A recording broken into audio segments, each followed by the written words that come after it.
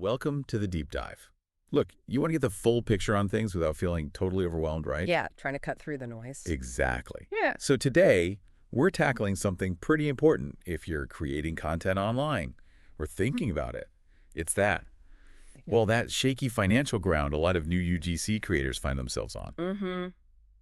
We've been digging through a lot of personal stories, from forums online, and also looking at advice on how to actually handle these challenges. Okay. And our goal here is pretty straightforward. Let's figure out why new creators often have this income that's just up and down all the time, and more importantly, pull out some actual strategies they can use for, more stability. Got it.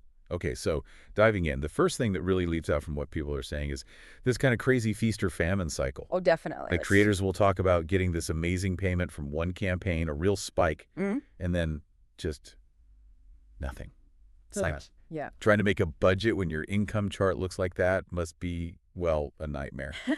It absolutely is. And that unpredictability, it's not just about the dollars and cents, right? It has this real emotional toll that creators mention. Right. Makes it super hard to plan ahead or save money or even just reinvest in better gear or software they might need. Yeah, I can see that. And then there's this other thing people mentioned, this sort of gifted-only situation Yeah.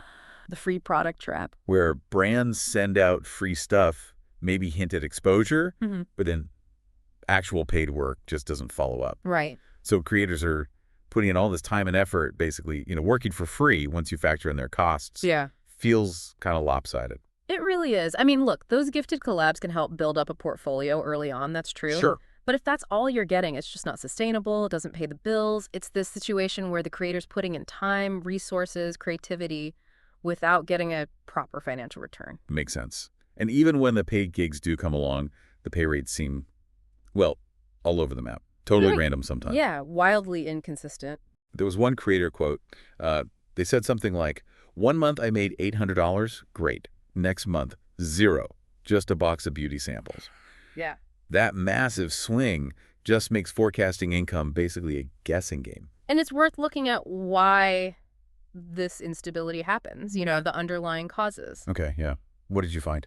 Well, often newer creators are really reliant on these single one-off projects. They Yeah. just haven't built up the network or the reputation yet for, say, longer-term contracts or retainers. So they're always chasing that next individual gig. Exactly. And connected to that, you see a lot of creators, especially when they're super eager to get started and build that portfolio, Yeah. they end up accepting really low rates. We saw people mentioning less than $100 for like a whole video. Wow. Okay.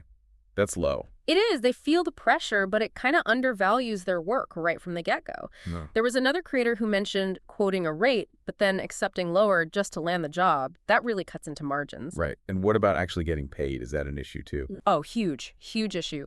Without things like deposits up front or really clear formal agreements, Yeah. creators run a serious risk of payments being delayed or sometimes, honestly, never showing up at all, which means they then have to spend more time chasing invoices instead of creating. Adds a lot of stress. Ugh, chasing payments is the worst. Yeah. You mentioned usage rights earlier. How does that fit in? Yeah, that's another big one. So think about how a brand might use the content, right? Okay. Maybe it's just for a quick post on their Instagram feed. Or maybe they want to run it as a paid ad for months or even indefinitely evergreen use. Big difference in value there. Massive difference. But often brands might offer the same flat rate regardless of how they plan to use it. So creators end up getting underpaid significantly for that broader, more valuable usage. Okay, so it feels like a bit of a minefield starting out. What are some actual practical things creators can do to get more stability? Let's talk strategies. Right. Actionable stuff. Okay, first big one. Ask for a deposit up front. Maybe 30%, maybe even 50%. Okay, why is that so important? Well, it does two things. One, it shows the brand is serious and committed. Two, it helps the creator cover their own initial costs, planning, shooting, whatever, get some cash flowing. Good point. Secures commitment. What else? Offering tiered packages. Think of it like a menu, as you said earlier. Right. Have different packages with fixed prices and clearly spell out exactly what services are included and what usage rights come with each tier. So the brand knows exactly what they're getting. Yeah. And the creator gets paid appropriately for different levels of work or usage. Precisely. It empowers the creator to actually value their work properly. Another strategy is to actively push for retainer agreements. Ah, so ongoing work. Yeah, recurring monthly work. Like maybe you agree to provide, say, 3 videos per month for a set fee. Mhm. That creates a predictable income base, moving away from just chasing one-offs. That sounds much more stable. And what about tackling that usage rights issue directly? Definitely need to build usage tier pricing into contracts. Make it explicit. Meaning, if a brand wants broader rates, like for paid ads, or for a longer duration the price goes up, it has to reflect that increased value they're getting. Right. It just makes sense you wouldn't charge the same for a billboard as you would for a flyer. Exactly the principle. And one final practical tip, build a buffer fund. A safety net. Yep. Just try to set aside a percentage from every payment that comes in, maybe 10%, maybe 20% if possible. Put it into a separate account. That cushions the blow during those inevitable lean periods. Okay, that's smart. Like a mini emergency fund just for the business. Mm-hmm.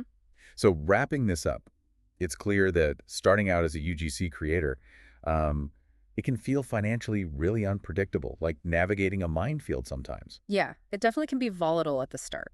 But the key takeaway here seems to be that it doesn't have to stay that way. There are real proactive steps creators can take to build a much more stable financial foundation for themselves. Absolutely. It takes being strategic and valuing your own work. Which leads us to a final thought, something for you, the listener, to chew on. When you think about all the time, the effort, the creativity that goes into making good content, what other ways beyond just pricing could creators really effectively communicate the true value of what they do to brands? Yeah, how do you quantify that creative spark, that connection with an audience? Something to consider in the bigger picture of valuing creative work today.